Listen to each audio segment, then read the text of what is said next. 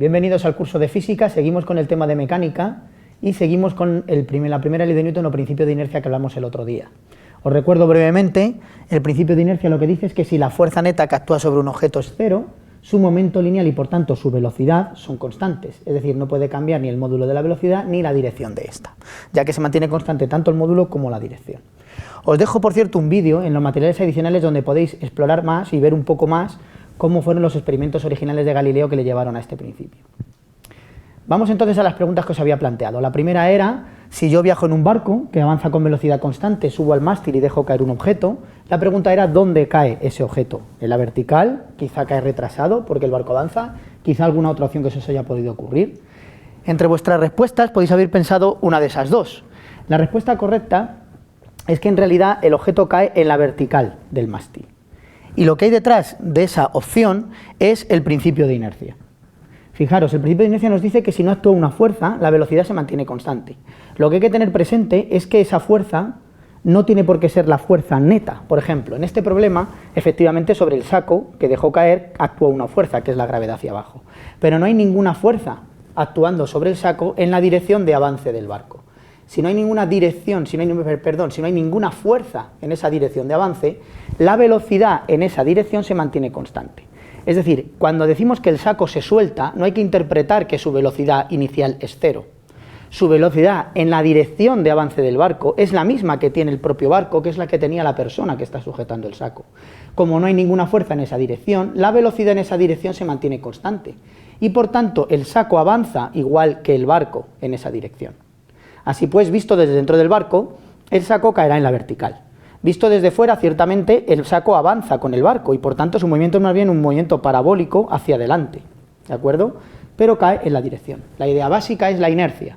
Si no actúa ninguna fuerza en esa dirección, la velocidad se mantiene constante en esa dirección. La velocidad cuando se suelta el saco no es nula. La segunda pregunta que os había planteado es la de los tres chicos que van corriendo y el de adelante lanza un objeto hacia arriba. La pregunta era ¿a quién le cae o quién recoge ese objeto? Os planteaba una pregunta abierta, podíais definir diferentes motivos por los cuales llegaría una persona o la recogería otro. Por ejemplo, podéis haber respondido que puede depender de la fuerza con la que el chaval lanza el objeto hacia arriba. Quizá habéis dicho que depende de la altura que alcanza. Otra variable que podéis haber considerado en vuestras respuestas es que puede depender de la velocidad que llevan los chavales, quizá también de si aceleran o no, también de si hay viento o rozamiento. Incluso podéis haber pensado que podía depender de la masa del objeto, interpretando que objetos más ligeros sería más fácil que lo cogiera, o al revés, quizá el más ligero vuela más y lo recoge el de atrás. Bueno, vamos a ver cuáles de esas opciones son exactamente las correctas. De nuevo, para responder, lo que hay que tener bien claro es la ley de inercia. Fijaros, cuando decimos que el chaval lanza el objeto hacia arriba, está comunicándole una fuerza en ese instante que produce un cambio en el momento lineal, como vimos según la ley de Newton. El objeto pasa de estar solo moviéndose hacia adelante con el chico a tener una velocidad hacia arriba, ¿vale? Esa fuerza solo actúa en ese momento. Una vez que el objeto está subiendo, actúa la gravedad. Fijaros que todas las fuerzas van en la dirección vertical, tanto la inicial cuando le da el impulso como la gravedad. Por tanto, de nuevo, en la dirección del movimiento no hay ninguna fuerza. Y por tanto, la velocidad que lleva el chico cuando le suelta es la misma que va a mantener el objeto hacia adelante en todo momento. Ley de inercia. No hay ninguna fuerza en esta dirección, mantiene la velocidad en esa dirección. Por tanto, si el chico sigue corriendo con velocidad constante, lo tire más fuerte o menos fuerte, lo va a recoger él, ya que el objeto avanza con velocidad constante como él hacia adelante.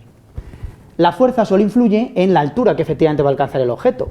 Si lo tira flojito hará una cosa así, si lo tira más alto efectivamente hará una cosa más alta, un movimiento parabólico más alto, pero lo recogerá siempre él, ¿de acuerdo? La situación sería diferente efectivamente si aceleraran. Si el chico de adelante de repente acelera, es cierto que como va aumentando su velocidad, mientras que el objeto mantiene la que tenía cuando lo soltó, se le va a quedar detrás. Quizá lo recoja el segundo. Si me frenara de golpe, entonces me caería delante el objeto. Luego, si hay aceleraciones, la situación es diferente, pero si mantiene la velocidad constante, siempre la recoge el primero. En todo esto he también supuesto más o menos despreciable el rozamiento. Por supuesto, si hubiera viento, podría llevarse el objeto hacia cualquier lado, ¿vale? Eso hay que considerarlo como algo, digamos, más allá. En cuanto a si el resultado depende de la masa o no, es algo que veremos más adelante durante el curso con más detalle, así que eso lo dejamos pendiente. Lo que haya respondido al respecto de la masa lo veremos un poquito más adelante.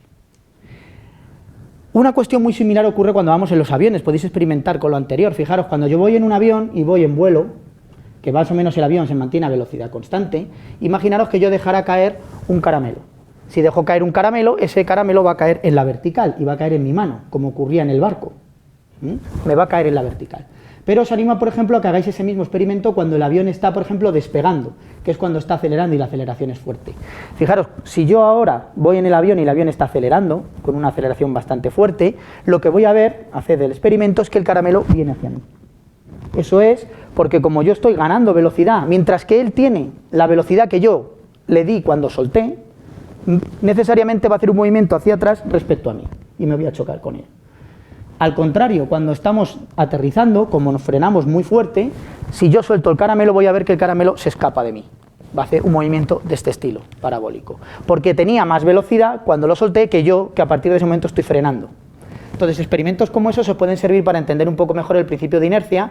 Solo se pueden hacer en aviones donde la aceleración y la deceleración son muy fuertes, en un coche es muy pequeña y no vais a notar el efecto, pero podéis probarlo. Fijaros, un breve comentario. Claro, si yo voy en el avión y está acelerando, veo que el objeto viene hacia mí, o si está decelerando, veo que el objeto se va a alejar. Esto es lo que os comentaba un poco el otro día de la limitación de las leyes de Newton. Si el objeto no cae recto, según las leyes de Newton, tendría que interpretar que hay alguna fuerza en esta dirección, porque se está alejando de mí o acercando a mí. Eso sería una fuerza ficticia. Nadie está ejerciendo realmente esa fuerza. Esa fuerza es imaginaria, pero de alguna manera yo que soy un sistema acelerado, necesito interpretar que hay una fuerza en esa dirección para seguir aplicando las leyes de Newton.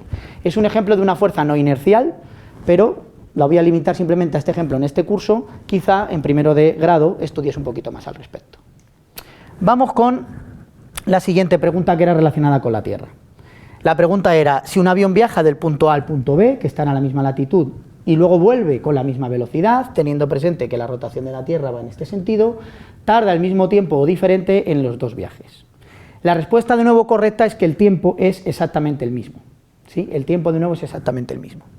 ¿Por qué? Porque no hay que interpretar que el avión es un sistema independiente de la Tierra. Como el avión parte de la Tierra, adquiere la misma velocidad que lleva la Tierra. Eso es la inercia. Luego, en su vuelo, respecto a la Tierra, ya gana esa velocidad y por tanto tarda lo mismo en ir que en volver. Se tarda el mismo tiempo en ir de A a B que de B a A.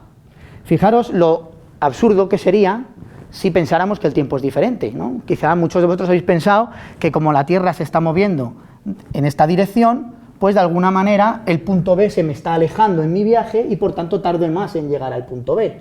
Y al contrario, cuando vuelvo A, como la Tierra viene en esa dirección, me favorece y tengo que recorrer menos distancia. Fijaros, si eso fuera así, yo por ejemplo podría dar aquí un salto en la habitación y como la Tierra está girando, esa pared se está moviendo. De hecho, se está moviendo a una velocidad enorme, más o menos de unos 1000 kilómetros por hora. Si eso fuera así, cuando yo salto y me quedo suspendido en el aire, esa pared que viene hacia mí a 1000 kilómetros por hora, pues me daría un golpe bastante importante. ¿Qué es lo que ocurre? Que yo cuando salto, aunque estoy saltando solo hacia arriba, también me estoy desplazando con la Tierra y estoy girando con ella. Esa pared no choca contra mí. También podríamos pensar en que el argumento este podría ser un poco absurdo, ¿no? Porque si de verdad el giro de la Tierra influyera, yo podría simplemente en un punto ascender con un helicóptero y sin avanzar esperar a que la Tierra girara y luego con bajar sería suficiente para llegar a otro punto del planeta. Eso efectivamente no ocurre, uno tiene realmente que avanzar en una dirección o en otra, no vale con suspenderse y esperar a que la Tierra gire. Os dejo en el material adicional un vídeo donde podéis ver que todavía hay gente que piensa esto, que esto podría ser, ¿no?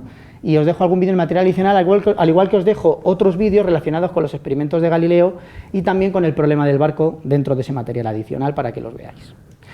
Por último, la última pregunta que os había planteado era la del globo. Si yo estoy subiendo en un globo y dejo caer un objeto, ¿de qué depende el tiempo que tarda ese objeto en llegar al suelo?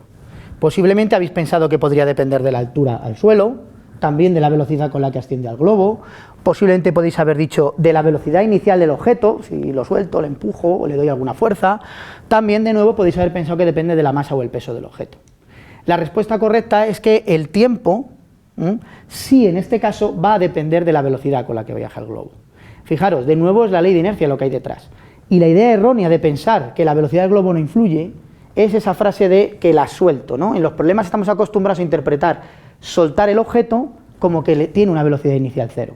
En la mayoría de los problemas que trabajamos numéricamente es así, pero fijaros que aquí cuando el objeto se suelta de la mano no tiene una velocidad inicial cero, puesto que el globo está ascendiendo y la persona con él. Luego cuando sueltas el objeto tiene una velocidad hacia arriba, esa es la inercia. no actúa ninguna fuerza, lo sueltas, no lo empujas a ningún lado, mantiene la velocidad en la dirección del movimiento. Claro, esa velocidad rápidamente se va a ver reducida por la acción de la gravedad hacia abajo.